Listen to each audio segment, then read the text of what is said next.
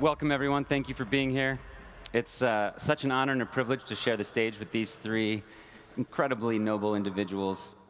Look, I know that for a lot of you, Bitcoin is about number go up. It's about investment. It's about thinking for your family's future, and that's a big part of Bitcoin. But Bitcoin's also about freedom go up, and it's about how a new monetary technology can help liberate people around the world who are stuck in horrible, horrible situations.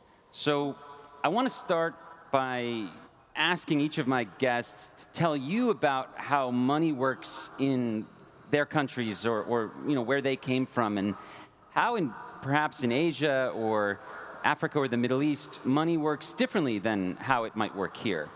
To start, I'm going to turn to Yeonmi. I've known Yeonmi for many years. She's an incredible author, activist. She escaped from North Korea and has devoted her life to fighting human trafficking and to helping get information back into people stuck in North Korea. So Yeonmi, why don't you start by telling us just a little bit about this black hole of information that you grew up in and what it was like before you escaped. So thank you so much. Hi, everyone. Good afternoon. Thank you. Hi. I know, I'm so grateful to talk about Bitcoin and also freedom. I mean, without freedom, why do we even need money, right? So it's a unique opportunity to talk about with Bitcoin and freedom. As you can see this satellite photo of my country, do you see that there's a black hole in between South Korea and China? That's where I was born. I was born in a complete darkness. I often joke about that, we have Earth Day in North Korea every day. It might be good for the environment, but not good for the people. In this 21st century, people do not even know what internet is. Growing up in North Korea, I still remember when I was young, the government was telling people that you should deposit money in the bank. And then people did, because we trusted our dear leader. I mean, he was our God to us. Once we put our money in the bank account, it was locked. Nobody could get the money out of the bank accounts. Only people who had a connection to the bankers and the government officials who could get the money out. And so this is a real struggle, right? In North Korea, private property is banned. You cannot own a car, you cannot own a house, you cannot own anything. So therefore, if you make money in the black market system, you have to hide it somewhere in the house. And one time, actually, I still remember my mother's best friend. There was many thieves in North Korea. She was hiding the cash, the hard-earned cash, inside where she was cooking food. And the husband came without knowing and burned the whole thing. So her life saving gone like that. So in North Korea, because we don't know how to hide the cash, I still remember my mother would take the stockings out and put the cash and wrapping around her burning body parts to hide the money, because that was the only way we could carry cash. And by the 2009, we all know that North Korea strived to become a socialist paradise where there's no inequality.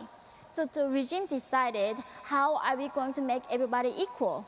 They decided in 2009, we are going to do something called the currency exchange, which means previous money that you had means worth nothing, literally trash. That people had been saving for decades. Yes, in the black market for like 70 years, people working in the black markets and saving this money, and the regime wanted to make sure that everybody is equal and take all the power from North Korean people. So they did something called the currency exchange, and they said each family now, they give them only 1 week, 7 days. 1 week, you had 1 week to turn in your old money. Yes, and they said, and for the Pyongyang people, the country people, only 3 days. Each family can only get new cash that was worth of buying 2 kilograms of rice. So if you're a billionaire, millionaire, your money meant nothing the next day. And after that currency exchange, North Korean people now actually do not have any North Korean money, and they are actually trying to find a way to get US dollars and Chinese yuan. So the regime found a very cruel way to try to make everyone equal. And this is just a theme that was in these songs that they made you memorize and talk about when you were a child, this paradise that you were in where everyone was equal. In reality, it's sort of like the animal farm. Some were more equal than others. And what she just described to you in 2009 is known as demonetization. So cash can help people, and it does help people around the world.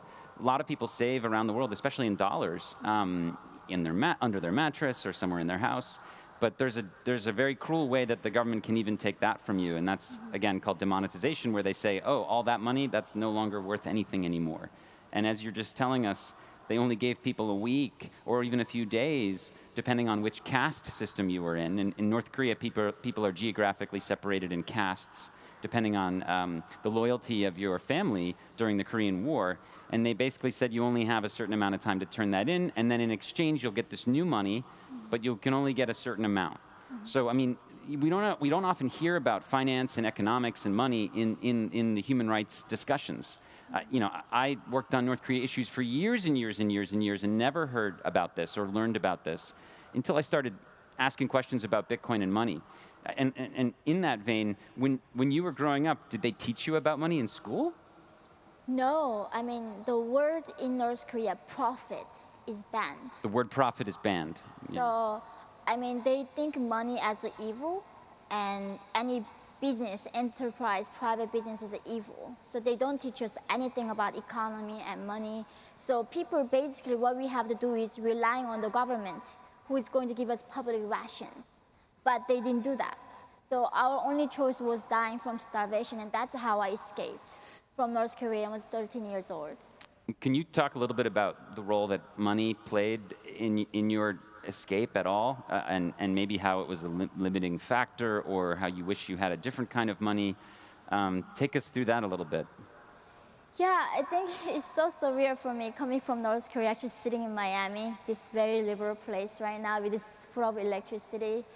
I know, it's what a life. But when I escaped from North Korea at 13, I arrived in China, and they sold me for less than $300 as a sex slave. And there are right now 300,000 North Korean women in China are being sold. The reason why we are being sold is because we cannot have bank accounts. And when North Korean women get captured and sent back to North Korea, if they somehow able to hide $50, they don't have to die in the prison camp. But the regime is so vicious. They even check everybody's parts you cannot even imagine, and then they even check after you go to bathroom. So there's no way you can hide anything, or jewelry or money in your body.